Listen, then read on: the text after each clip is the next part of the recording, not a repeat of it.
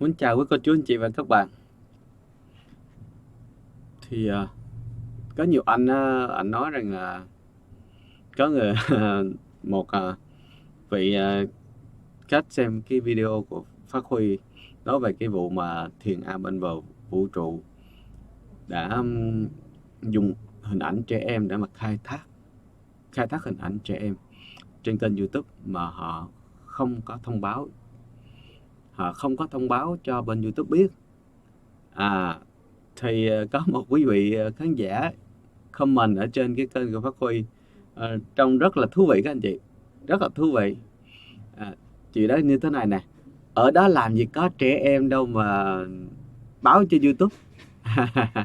Đó, thì mình cũng bước đầu mình hơi rất là khó chịu, bởi vì cái vị khách này, cái vị khán giả này lại nói một cách rất là mơ hồ. Nói như vậy mình cảm thấy rất khó chịu. Các anh chị, với anh chị khó chịu chứ Phát Huy có khó chịu hay không? Nhưng Phát Huy rất là khó chịu. Ban đầu mình nói sao kỳ cục vậy, tôi đến cái đó cả 7-8 trẻ em mà sao giờ nó không có em nào đâu. Đó, thì vị khách đó mới nói là ở đó người ta gọi là chú hết rồi, bọn chúng là chú hết rồi chứ đâu có đấy đâu mà trẻ em ai cũng gọi nó chú mà, đúng không? Thì mình mới vị khách này cà khịa mình. Muốn chọc mình nói rằng là ở chỗ đó ai cũng gọi là người thấp nhất cũng gọi là chú mà, đúng không? Rồi tới người lớn thì chút gọi là thầy, lớn chút nữa là sư ông, rồi Phật sống. Thế là mình nghĩ cũng hay. à, Chú thì đúng là có chú rồi, đúng không? Cho nên là phải xem coi thử là cái việc mà liệu họ có phát triển hay không. Đó thì nói thật là đó là một cái lý luận nó rất đơn giản, nhưng mà ở đây mình lại phán đoán, đưa ra hai cái phán đoán các anh chị. Một là nói như kiểu cái vị khán giả đó đó, họ xem các em bé này là một vai diễn thôi, và người đạo diễn thì xem diễn viên thì có bình thường đâu. Ồ, lâu lắm mới chào Thanh Tú nha, lâu mới gặp được chị, lâu quá rồi. Thì cái người diễn viên các anh chị, họ không có diễn viên lớn diễn viên nhỏ, họ đều gọi là chung một diễn viên. Mà đã gọi chung một diễn viên rồi, người đời còn gọi là gì? Gì người đời còn gọi là gì ta, còn gọi là chú tiểu, chú nữa thì đương nhiên. à, Rồi để chờ mình chút xíu nữa mình mời cái vị này ra.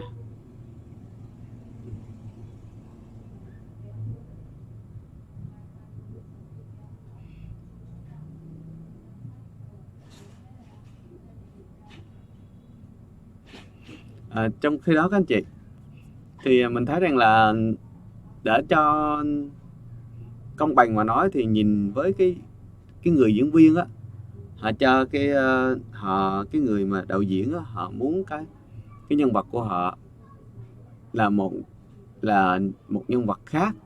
à, Ai cũng gọi là chú rồi thì đương nhiên lớn rồi các anh chị ha.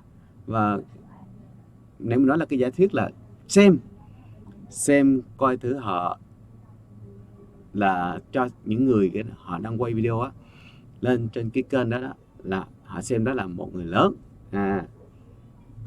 Thứ hai là một giả thuyết mới, là họ họ không biết, họ cứ làm. Còn chuyện trách nhiệm về vấn đề mà phát triển kênh, rồi quá trình sale, rồi quá trình làm kênh cho bên Thiền Am bên bờ vũ trụ, là có một đội ngũ của net, đội ngũ của cái kẻ chống lưng đứng phía sau cái kênh đó, có thể gọi là net. Xin chào Linh Giác nhé. Có thể là vậy. Cho nên là đối với họ là họ không cần biết, giống như kiểu như bây giờ các anh chị, hình thức của họ đó nó là theo Phật chứ đâu cần biết về kinh kệ gì đâu. Đó, thật sự là nói chứ các anh chị, rõ ràng mà mình thấy nghe nói là họ cầu an cho mình, mà rất là nhiều người, cứ người nào tới mà đưa tiền ủng hộ cho tỉnh thất là họ nói là làm lễ cầu an. Nhưng mà chưa giờ thấy họ làm lễ cầu an á, chưa giờ thấy là làm lễ cầu an, không biết có nghi thức làm lễ, cậu biết có nghi thức làm lễ cầu an hay không, nó mà làm lễ đây. Mình còn thấy cũng hơi căng này đó. Và dường như các anh chị để ý các cái video mà họ đưa lên đó, chẳng hạn như thì lễ xuất gia cho Diễm My chẳng hạn vậy, hay là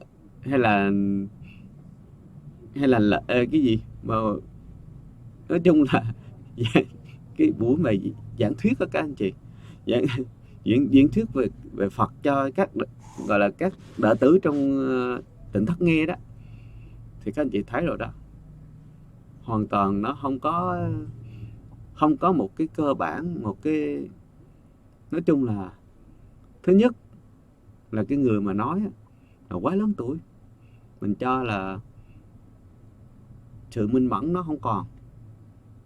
Rồi rõ ràng là mình nói đúng nha các anh chị, chứ không có sai đâu. Rõ ràng là cụ nói tới nào á thì có đệ tử nhất tới đó mà, đúng không?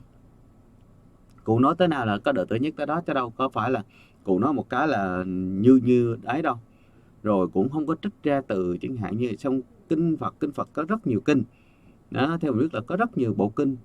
Vậy thì khi mà nói ra thì không biết có trích từ đâu hết đó. Là cái thứ hai. Cái thứ ba là quay toàn cái tịnh xá, không có cái chỗ nào thấy để sách đó. Thấy để Phật quá trời, tượng Phật quá trời, bàn sái thùng cúng đồ quá trời, chuông mở đồ quá lớn, nhưng mà không thấy cái tủ nào tủ sách kinh Phật à. Một gọi là một cái chỗ mà người ta gọi, mình nói ra nói thẳng luôn, họ nói là tôi chưa bao giờ công nhận là Phật, nhưng mà hãy xem coi, giáo chủ nói chùa, một bên là chối bay bấy, Nhất Nguyên Hoàng Nguyên thì chối bay bấy, nó là chưa bao giờ chúng tôi nói đây là chùa, chưa bao giờ nói đó. Nói giống xì như là thánh khựa vậy. Nhưng mà xem coi, ông nội thì nói chùa, các Phật tử nói chùa đàng hoàng, rồi cũng bị lộ luôn, hả cái mồm ra nói cái gì Nhất Nguyên chứ, Hoàng Nguyên chứ, nó là chưa bao giờ chúng tôi nói ở đây là cái gì là chùa hết. Nhưng mà trong cái video mà đi chơi ở resort đó, người ta thấy chùa ở nhà mình ít tội quá, ngồi ăn như là cho nên là nhà hàng cho cả một cái bàn luôn đó. Người ta thấy chùa mình có những chú tiểu gì diễn viên gì hài, thách thức trên hài, thế là người ta xin chụp hình, cái từ gọi chùa đó ra.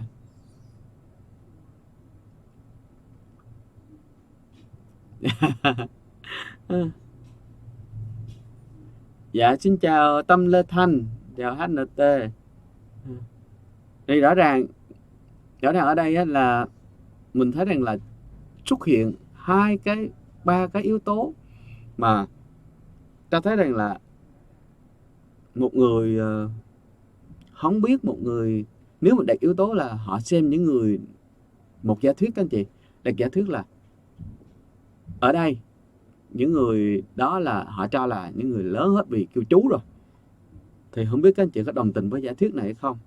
Nhưng đối với Phát Huy, cái đây là giả thuyết cà khựa của khán giả thôi, chọc Phát Huy thôi, chứ mà ai nhìn vô nói là không có trẻ em, đó là chắc là gọi là mắt thần nhãn rồi các anh chị, thấy là toàn là thần nhãn không, chứ không thấy ai là trẻ em hết, đúng không đó. Còn mình nếu đặt cái giả thuyết là họ chỉ biết làm không thôi, rồi mọi thứ là do cái tổ chức net họ sẽ lo cái chuyện đó, thì chẳng lẽ các anh chị, chẳng lẽ là một cái mạng net lớn như vậy lại không tư vấn cho họ sao? Tại vì net ăn chia tiền các anh chị, net ăn chia tiền, ai vô net là chắc chắn là phải bị mất tiền, để net ăn chia với họ, và net làm cái gọi là giống xì như là cơ quan chủ quản về pháp lý cho họ, để mà có thể mà làm cái này làm cái kia, tư vấn cho họ các cái cách để làm sao để mà phát triển cái kênh. thì không lẽ gì họ không tư vấn cho bên Thiền Am để làm tốt. Thứ ba là chẳng lẽ một người không biết về luật YouTube mà làm YouTube, thấy nó kỳ không các anh chị? Kỳ không? Sân chơi rõ ràng. Về nguyên tắc là YouTube phải có tiền quảng cáo là phải ăn chia, phải chia YouTube chia cho mình đó, cho người làm YouTube. Vậy thì chia cho YouTuber các anh chị. Vậy thì không biết tại sao các YouTuber khác phải tuân thủ luật của YouTube để mà họ làm việc, họ kiếm tiền. Những người mà chuyên làm YouTube để kiếm tiền các anh chị, họ làm việc không kiếm tiền. Và tại sao Tỉnh Thất Bồng Lai không biết làm? Nếu mà họ làm free đi, họ làm giống kiểu là gì, chia sẻ đời thường đi, và không bật tính năng kiếm tiền. Mà không bật tính năng kiếm tiền thì họ đâu có vô net, nó đâu có thèm. Net nó muốn là nó kiếm tiền mà. Net là để bảo quản, nó ký kết kênh để nó bảo vệ, là đại diện kênh, và đương nhiên nó được ăn chia phần trăm trên đó, tùy theo cái mức ăn chia, thường là 73 hay là 46 hay là 28 đó chứ các anh chị. Đó đâu phải là net nên mình ký kết với net mà net nó làm miễn phí cho mình đâu, mà nó không có trách nhiệm đó. Không hiểu vì sao mà nói như Thanh Tú nói là không có sự công bằng với các kênh khác. Đúng rồi, nếu mà để trường hợp cái kênh này nó mà phát triển hoài á, thì rõ ràng đây ra không phải là cái vấn đề nữa. Đó là họ xem thường YouTube, cái chỗ mà họ có thể kiếm tiền từ YouTube. Nếu mà kiếm tiền tốt quá thì tiền rất nhiều các anh chị. Nếu mà view của họ tốt thì tiền rất nhiều đó, kênh rất nhiều tiền đó, chứ không phải đùa đâu. Không hiểu tại sao lại một người đưa ra luật, một người không thèm rồi không cần biết luật, mặc kệ mà đưa luật gì, luật tao cứ làm, luật của tao còn hơn luật mày. Đúng không? Mà trong cái đó là đang chơi trên sân của họ các anh chị. Đây gọi là đúng là che thiên hạ luôn á. Nếu mà làm được cái kiểu mà YouTube cũng bó tay luôn á, thì mình nghĩ rằng là đúng là đây là trò che thiên hạ người ta luôn. Không biết, chắc phải xuống đó năn nỉ để họ truyền cho một chiêu để mà về làm YouTube, làm sao mà YouTube phải nằm ở dưới chân mới được. YouTube phải là không thể nào ấy hết. Họ là trên, mình phải là phía trên. Đúng không? Chứ bây giờ mà săn chơi với YouTube mà anh muốn anh làm, YouTube lập ra cái dịch vụ này các anh chị, dịch vụ gọi là gì, dịch vụ chat truyền, dịch vụ video, mạng xã hội video. Mục đích của họ là, nói chung là họ cũng kiếm từ quảng cáo, nói thẳng là vậy. YouTube đầu tiên là lập ra các kênh, các cái mạng chia sẻ, mục đích cũng kiếm tiền. Facebook cũng vậy các anh chị không biết cái Facebook, họ lập ra Facebook đó không chỉ có việc mạng xã hội đâu, mà họ còn kiếm tiền từ cái hệ thống mạng xã hội đó. Chứ không có một cái nhà nào làm ra mạng xã hội để các anh chị chơi, không có đó. Vì nổi cái phần lưu trữ nè, cái cơ sở lưu trữ dữ liệu nè, cái phần làm sale nè, từ A tới Z hết, tiền không các anh chị. Cứ một ngày mà cả ngàn video như thế này post lên kênh, con server nào lưu trữ nổi? Họ phải bỏ tiền ra chứ, đúng không? Họ bỏ tiền ra mà không thu được lại thì đương nhiên là kinh doanh lỗ, là họ vứt cái dịch vụ này liền. Vậy đương nhiên họ phải kiếm tiền, thì họ đưa ra những cái luật làm sao để cho họ thắt chặt cái vấn đề đó và họ kiếm tiền.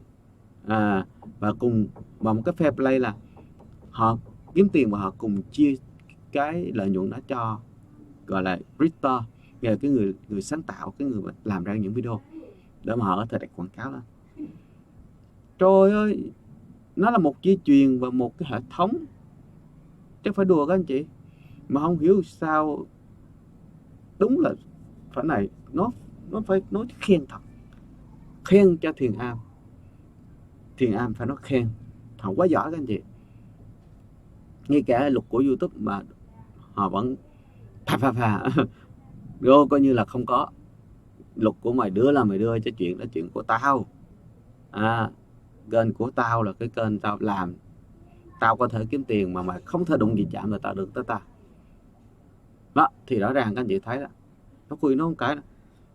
Nếu các anh chị không tin coi, các anh chị có thể vô những cái kênh khác mà có trẻ em mà các anh chị hay coi, thử coi. Đó, thử coi cái kênh đó coi nha. Nếu mà họ có hình ảnh trẻ em, họ có thông báo hay không nè? Phải thông báo.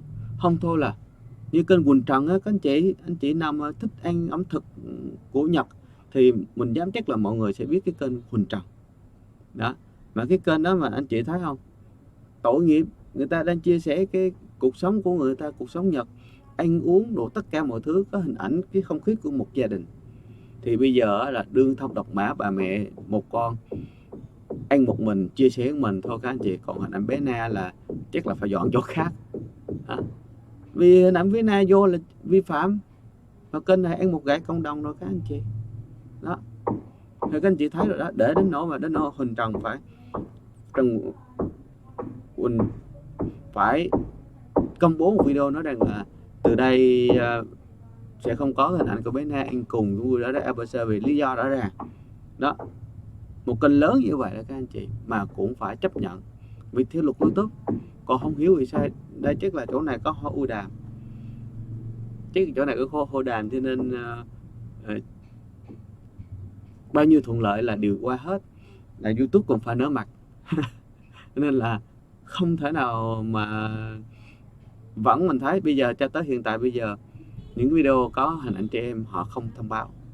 Thực sự họ không thông báo với bên YouTube, họ không thông báo. Ở đây kênh hình ảnh đây, video này có chứa hình ảnh của trẻ em, họ không thông báo các anh chị ha. Đó là họ không thông báo. Mà như vậy thì không biết là có cách nào hay hay không ta. Không biết, không, thật sự quá hay luôn á, quá siêu luôn á. Bây giờ mình thấy là quá siêu luôn á. Những kênh lớn như vậy mà còn bị YouTube nó quýnh cho mấy gậy, quýnh cho, gọi là từ quýnh ghê quá. YouTube cảnh báo, đặt những cảnh báo gọi là vi phạm luật, gọi là gì, luật cộng đồng, có hình ảnh trẻ em. Nhưng mà không biết tại sao lại vậy, quá hay. Thế thôi, thì Phát Huy chia sẻ đến các anh chị những cái gì mà Phát nghĩ rằng là ở Thiền Am bên bờ vũ trụ họ làm quá hay các anh chị. Đến nỗi YouTube bây giờ cũng bó tay luôn, không thấy YouTube có những cái gì phản ứng gì hết so với cái kênh này, mặc dù là cái kênh này đã vi phạm về chính sách của YouTube. Đó, cơ bản nhất giờ không biết cái hình ảnh có bạo lực hay không, nhưng mà cái cơ bản nhất là có hình ảnh trẻ em nhưng mà họ không thông báo. Họ đã quy định với YouTube, họ đã vi phạm cái quy luật của YouTube rồi. Bởi vì đừng nói là họ không biết, nếu là không biết thì mình cũng không tin. Bởi vì đơn giản là khi mà họ post cái bài lên hay là họ livestream, nhưng mà thường họ post không có livestream đâu. Livestream nó lộ rằng sao toàn dân đóng kịch không à. Các bé là đóng kịch từ A tới Z đó các anh chị. Để đưa ra một cái video ngắn như vậy là các bé phải làm theo đúng kịch bản thì mới được đăng xuất các anh chị, không thôi phải edit chỉnh sửa. Cho nên là đương nhiên chắc chắn là họ phải biết trong đó post lên cũng vậy, nó có cái mục là nội dung này có trẻ em hay không. Từ ngày 10 tháng 12 là trong cái dịch vụ bot của YouTube có ghi là kênh này có trẻ em hay không, nội dung này có phù hợp với trẻ em dưới 18 tuổi hay không. Đó, nếu mà có thì phải tích vô thông báo cho YouTube biết. Mà không biết lý do vì sao mà kênh của họ không thông báo cho YouTube biết mà vẫn tồn tại. Quá hay các anh chị, quá hay. Vi phạm luật YouTube mà vẫn sống được thì cũng giống như bây giờ, thực trạng bây giờ các anh chị. Rồi, cảm ơn các anh chị đã chia sẻ, đã cùng Phát Huy chia sẻ cái nội dung này.